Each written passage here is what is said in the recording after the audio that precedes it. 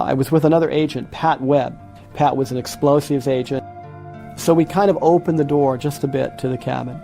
And as we opened the door, we were both pretty much overcome. As we looked across the cabin at the shelves that were built on the other side of the door, we could see coffee cans and bottles and jars, and they all had labels on them, and they were very meticulously done. And we could see that some were labeled with the name of certain chemicals.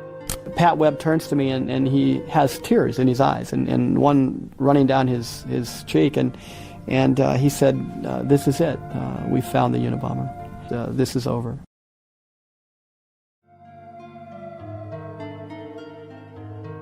Hoje em dia existem diversas ONGs ativistas e diversas manifestações pelo meio ambiente com o intuito de reduzir a emissão de gases na atmosfera. Por mais que algumas dessas pessoas acabam passando bem longe em ajudar o meio ambiente, e existem também as pessoas que ultrapassam todos os limites, e esse em questão se encaixa nesse, chegando até mesmo a enviar bombas, cometer assassinatos e até mesmo tentar criar uma revolução. É isso que acontece quando a genialidade e a psicopatia se unem. Se você curte casos criminais envolvendo pessoas malucas, garanto que esse aqui você vai achar bem interessante.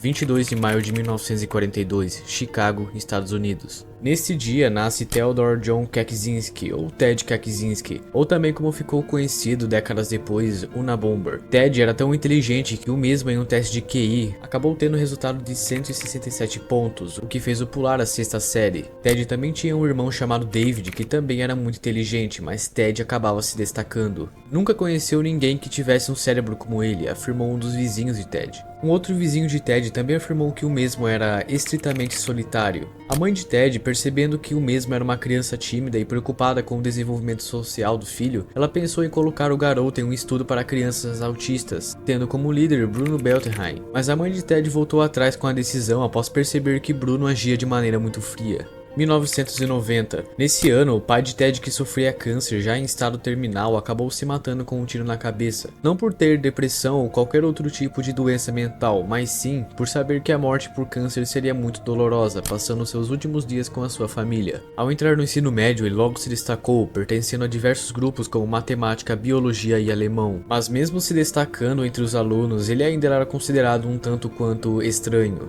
Um ex-colega de Ted, em 1996, disse o seguinte: ele nunca foi realmente visto como uma pessoa, como uma personalidade individual, ele sempre foi considerado como um cérebro ambulante, por assim dizer. Ted gostava tanto de matemática que estudava por horas e resolvia problemas complexos e avançados. E por ser extremamente inteligente, Ted acabou se formando aos 15 anos, sendo um dos 5 finalistas do National Merit. Por ter ficado entre os 5, ele acabou ganhando uma bolsa para Harvard em 1958, aos 16 anos. 4 anos depois, Ted obteve seu diploma de bacharel em Harvard, em 1962. Enquanto frequentava o segundo ano, o mesmo integrou-se a um experimento descrito por Alston Chase como um ensaio psicológico intencionalmente desafiador, liderado pelo psicólogo Henry Murray, de Harvard. Os participantes foram informados de que debateriam suas filosofias pessoais com um colega e foram instruídos a redigir ensaios detalhando suas crenças e ambições individuais. Esses ensaios foram repassados a um advogado anônimo que numa sessão subsequente confrontaria e menosprezaria os participantes com ataques veementes, contundentes e pessoalmente abusivos, utilizando o conteúdo dos ensaios como munição, enquanto eletrodos monitoravam suas reações fisiológicas. Os encontros foram gravados em vídeo e as manifestações de raiva dos participantes foram reproduzidas repetidamente. Esse experimento estendeu-se por 3 anos, com Ted sendo submetido a humilhação e insultos semanais, totalizando 200 horas de participação. Ted também se matriculou na Universidade de Michigan, onde conseguiu seu mestrado e doutorado em matemática. Assim como em Harvard, Ted também chamou a atenção por ter um intelecto acima de todos. Segundo um de seus professores, ele não era como os outros estudantes de pós-graduação. Aos 25 anos, em 1967, Ted acabou se tornando o professor mais jovem da história da Universidade da Califórnia, mas acabou abandonando a carreira em 1969. Seus ex-alunos descreveram que Ted não se sentia bem ensinando e explicando a matéria. Ele apenas ensinava por meio dos livros e não respondia a qualquer tipo de pergunta vindo dos alunos. 1971, Ted se muda para uma cabana em um local remoto próximo a Lincoln, Montana. Lá ele se isolou completamente da sociedade e começou a aprender diversas técnicas de sobrevivência. Seus atentados só foram começar em 1978, após ele notar a devastação na natureza ao redor onde morava. De 1978 a 1985, Ted mandou 10 bombas, tendo como alvo universidades e aviões, tentando matar o máximo de pessoas possíveis. Mas felizmente ninguém acabou morrendo. 2 bombas em um avião na qual estava o presidente da American Airlines e que pretendia matar, mas autoridades chegaram a tempo e conseguiram desativar as bombas, não conseguindo finalizar o seu plano. Ele também havia colocado mais uma bomba em um avião no voo 444, deixando 12 feridos. Alguns dos seus ataques em terra teve como alvo as universidades Northwestern, Utah, Vanderbilt, Berkeley e até mesmo Michigan, onde havia estudado. Os ataques de Ted não pararam por aí. Por mais 10 anos, de 1985 a 1995,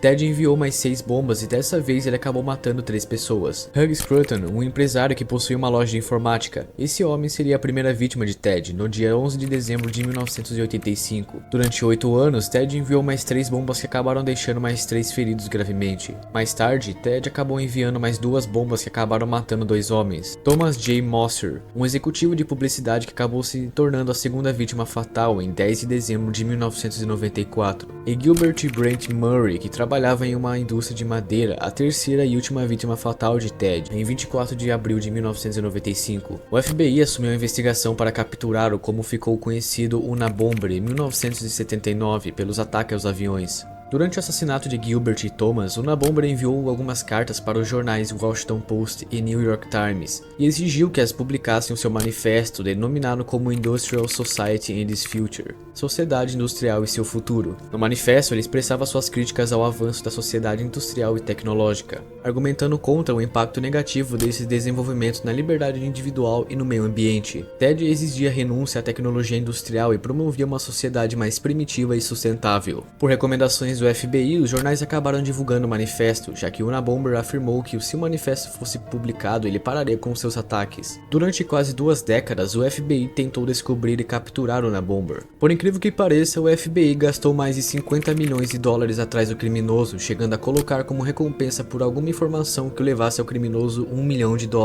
Unabomber acabou se tornando o criminoso mais difícil de ser pego pelo FBI e também o mais caro também. Sua prisão só foi possível por meio de seu próprio irmão David e sua cunhada, após eles terem reconhecido a carta sendo de Ted, e também eles acabaram contratando um investigador para confirmar sua hipótese e juntar o máximo de provas possíveis. Abril de 1996, o FBI finalmente chega à cabana onde Ted morava, encontrando diversos jornais, 40 mil páginas sobre experimentos com bombas, um diário e até mesmo bombas prontas para serem usadas. Em seu diário dizia que o intuito dele não era fazer o bem e mudar o mundo, mas sim saciar sua sede de vingança. No mesmo mês em que foi preso, um julgamento foi iniciado e indiciou Ted por 10 acusações de transporte ilegal, uso de bombas e 3 acusações de homicídio. Michael Donahoe e George Clark, advogados de Ted. Os dois decidiram usar a clássica estratégia de afirmar insanidade, mas diferente dos outros criminosos, Ted negou a ideia e acabou contratando novos advogados. O advogado posterior, Tony Serra, concordou com Ted em não usar o argumento de insanidade. Em vez disso, Tony tentou usar as ideias antitecnológicas de Ted para tentar evitar a pena de morte, mas isso não deu certo.